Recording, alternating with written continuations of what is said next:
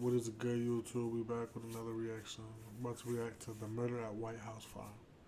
This channel is lit, yo. Like, if you like fucking true crime, this channel is lit. Yo, me and my girl for real be watching this shit all the time, bro. All the time. For real. Let's get right into this shit. Shout out Kendall Ray.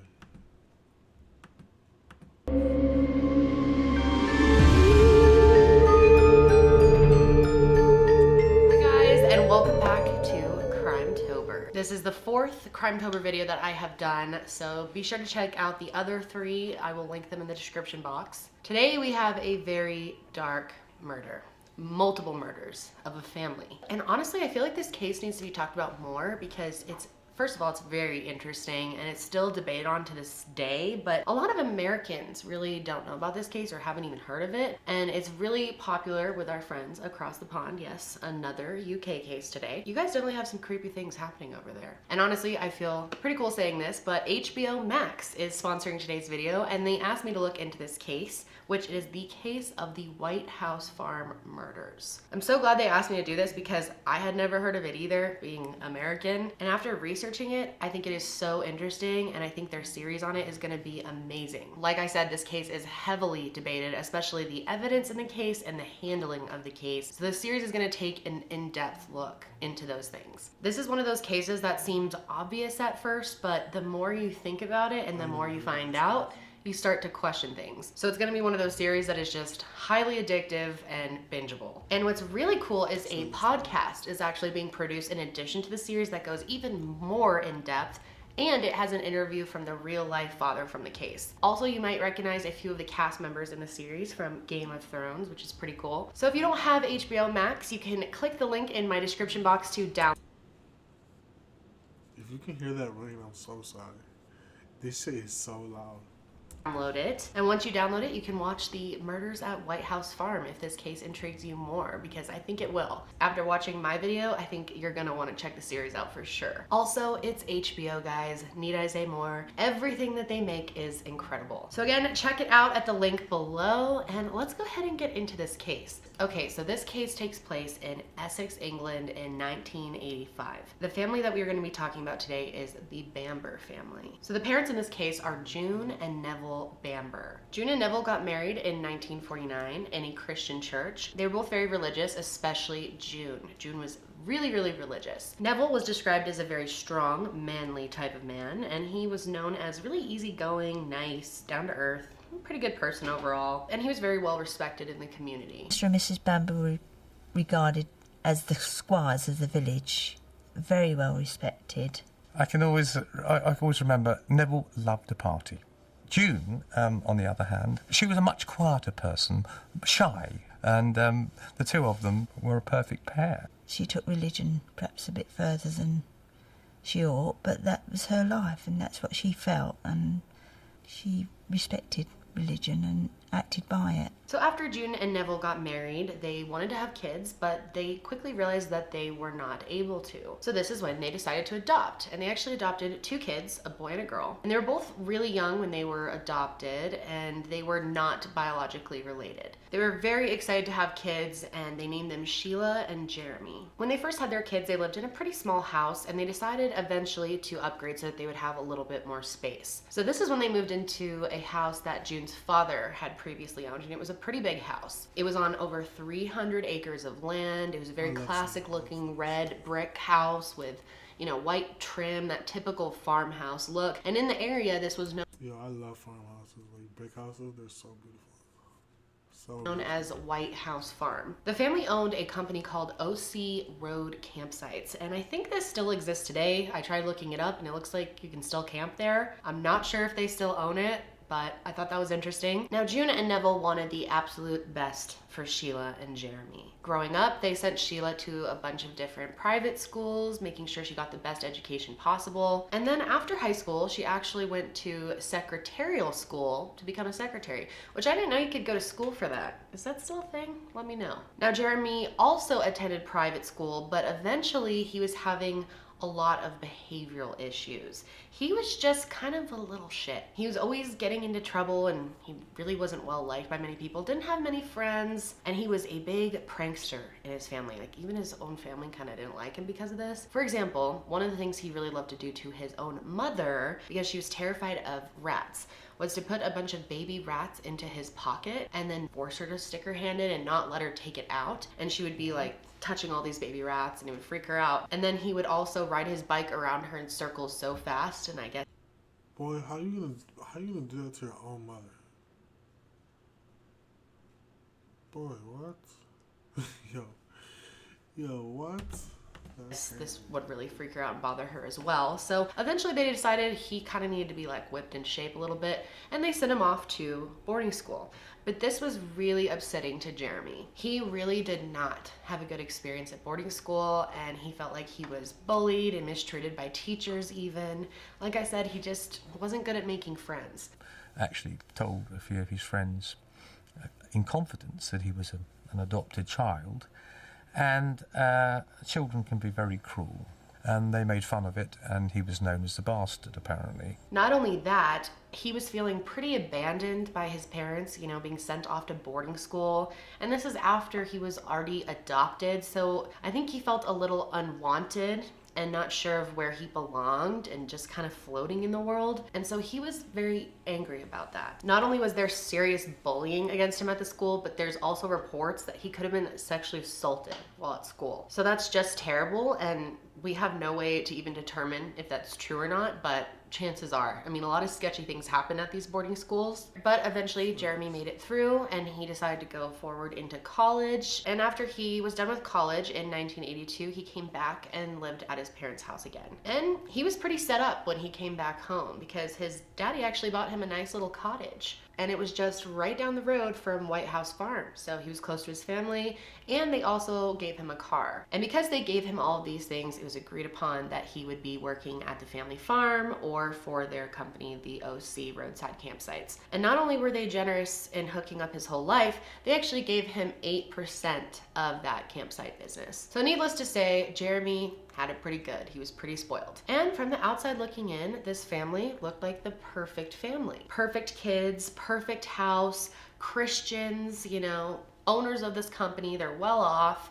Perfect life, right? In reality, Jeremy's mother, June, was really struggling with depression. On 2 different occasions, 1955 and 1958, June was submitted into a psychiatric hospital. And keep in mind, at this time, mental health was just not as well accepted or as well understood as it is today. And while she was at the hospital, she was treated with something called electroshock therapy. Some of you may be familiar. It's when small electric currents are sent through the brain, which initially triggers a small seizure. And the idea behind this procedure is to reset the brain's wiring and chemistry. Nowadays, it's used in very rare and extremely severe cases where all other treatment has been proven not to work. And it's still very controversial to this day. June was really depressed because she was having a lot of issues with her kids. Like I said, June was super, super religious. Like to the point where she kind of was seeing the world as good and evil, and anyone who wasn't religious to her was considered to be bad. And she felt like her kids weren't really good Christians. At this time, Sheila had just gotten done working in the modeling industry, or kind of trying to make it in there, and June really did not like that. She really frowned upon that career. And then Jeremy was just kind of a loser, pretty much hanging at home, you know, working on the farm. But guess what he was actually farming? Cannabis. That's right. Jeremy was growing the green, and June did not like this. And June had really pushed religion hard on the kids growing up, like really hard, and was very strict. He was going to green, you heard? Going to motherfucking green. Six. He got caught up. I'm calling it right now. He got caught up On them. And it kind of backfired on her, so their relationship was not good. Especially June and Sheila. They had a terrible relationship. A lot of times June would even call her the devil's child. And one thing that June really did not like about Sheila is that my mom used to call me the devil's child. She used to be like, "You're a devil baby.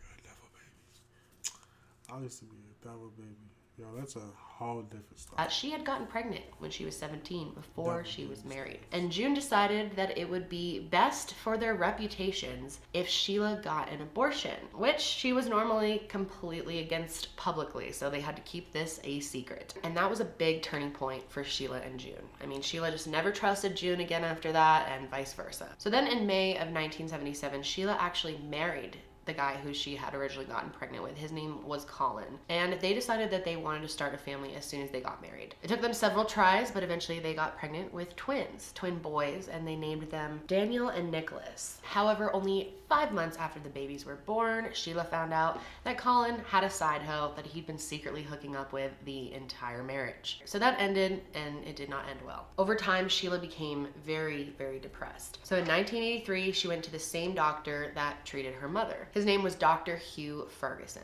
Dr. Ferguson ended up admitting her to a psychiatric hospital, just like her mother, and while she was there, she was diagnosed with schizoaffective disorder. But after spending even more time with her and looking over her test results, Dr. Ferguson decided to change this to paranoid schizophrenia. And interestingly enough, Sheila was struggling with some of the same things that her mother was. Just like her mother, she was calling her kids the devil's children. Not only did she want to end her own life, but she talked about wanting to end the lives of her children as well because she believed that they were possessed. She also told the doctor that she believed she could convince her kids. That's too far. Like, when my mom said that she was playing with me because I did something, like, that's too far.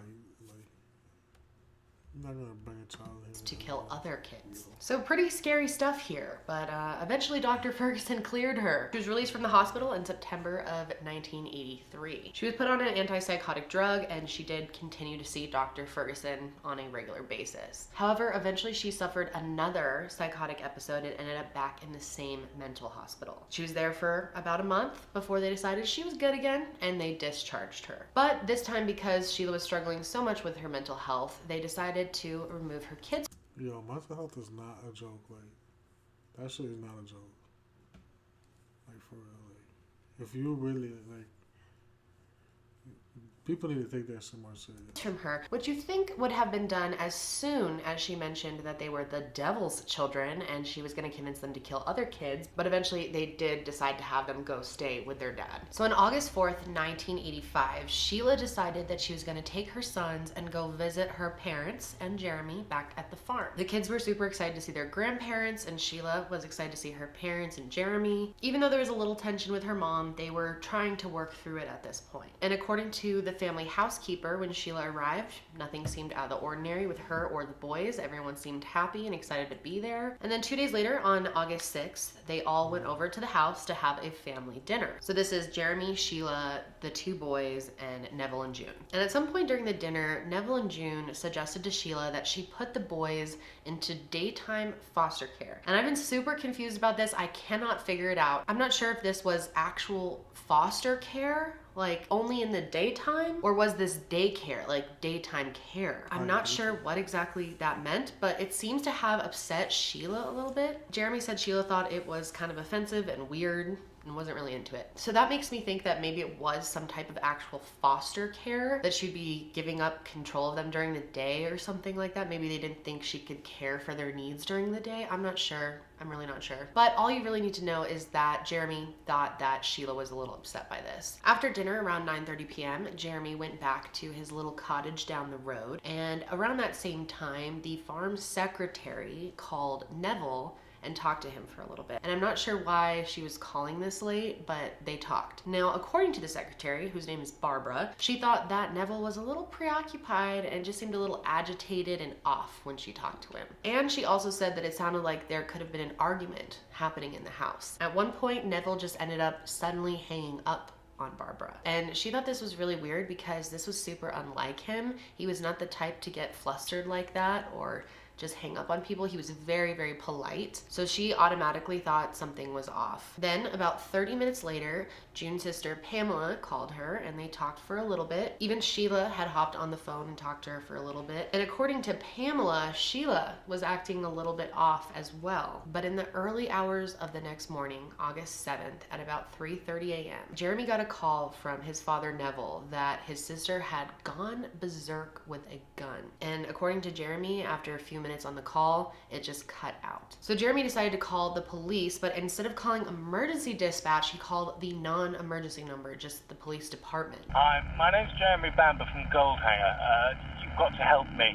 My father's phoned from White House Farm and he sounded really frightened. He says, my sister's gone crazy and she's got a gun. Well, then the phone went dead. It sounded like someone had cut the line. When he did get a hold of police, they told him to go ahead and head to the farm and that they would meet him there. And apparently as they were driving there, they saw Jeremy driving weirdly slow, like absurdly slow for someone whose father just said their sister had gone berserk with a gun and hung up. This was a He's probably gonna smoke him. Look, we about to end this shit right here. Part 1 out of part either 2 or 3. Whatever y'all like. But I'll be fucking with this channel, yo. Yo, let me know what kind of videos y'all fucking with. I'll be fucking with Kendall Rae though, for real. For real. Let me know what y'all thinking. short We in and we out. Bow.